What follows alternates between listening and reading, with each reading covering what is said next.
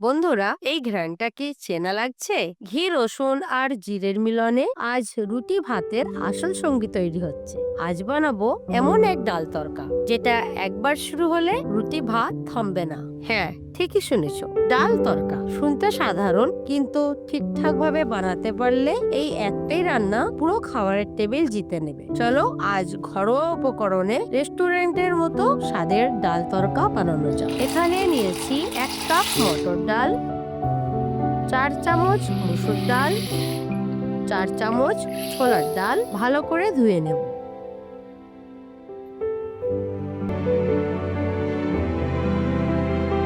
Pressure কুকারে 3-4 city দিলেই ডাল হয়ে যাবে নরম। এর মধ্যে দিলাম 2 পিস কাঁচা লঙ্কা, আদা 1 ইঞ্চি, 1 চা চামচ নুন, হাফ চা চামচ হলুদ গুঁড়ো, 2 থেকে 3 কাপ জল। প্রেসার কুকারে 3-4টে সিটি দিলেই ডাল হয়ে যাবে নরম। ডালটা এমন হবে যাতে চামচে ধরলে ভেঙে যায়, কিন্তু একদম পাতলা না হয়। আদা আর লঙ্কাটা তুলে ফেলে দিতে হবে।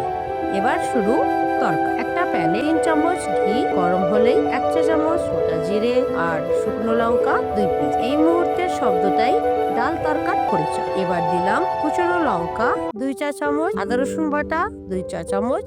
আদা রসুনের গন্ধটা কাটলেই অ্যাড করছি বড় সাইজের 1 পিস পেঁয়াজ কুচি। পেঁয়াজটা অবশ্যই ধীরে ধীরে ভাজবো, তাড়াহুড়ো নয়। এরপর 1 পিস টমেটো কুচি, স্বাদ মতো নুন। টমেটো যখন দেখবে কাঁচা গন্ধটা নেই আর এমন নরম হয়ে গেছে, অ্যাড করছি হাফ চা চামচ হলুদ গুঁড়ো, 1.5 চা চামচ লঙ্কা গুঁড়ো, হাফ চা চামচ গরম মশলা গুঁড়ো। মশলা দেওয়ার পর জোর ফ্লেমে প্যানটা এইভাবে হাতিয়ে নাড়তে হবে, ঠিক যেমন আমি করছি।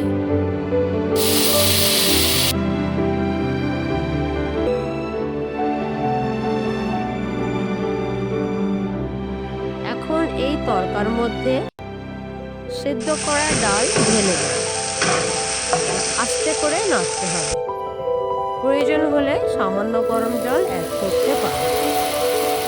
2-3 মিনিট ভালো করে ফুটিয়ে অ্যাড করছি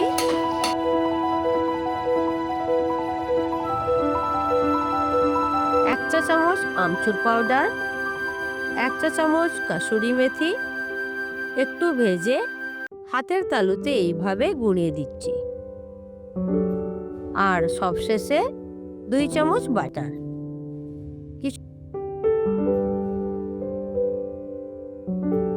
কিছু ধনেপাতা কুচোনো। ভালো করে মিশিয়ে নামিয়ে নেব। এই বাটার দেওয়ার জন্য ডাল তরকাকে স্পেশাল বানাই। একটা বাটিতে ঢেলে দিচ্ছি। এখানেই শেষ নয়, সবশেষে দেব আর একটা তরকা। 1 চা চামচ বাটার, কিছু পেঁয়াজের স্লাইস, 1 পিস শুকনো লঙ্কা, 1 চা চামচ কাশ্মীরি লঙ্কা গুঁড়ো, হাফ চা চামচ হিং। একটু নেড়ে নিয়ে ডালের উপর ঢেলে দেব।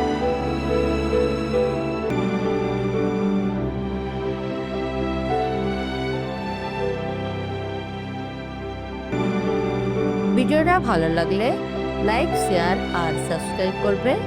আবার দেখা হবে নতুন রান্না নিয়ে।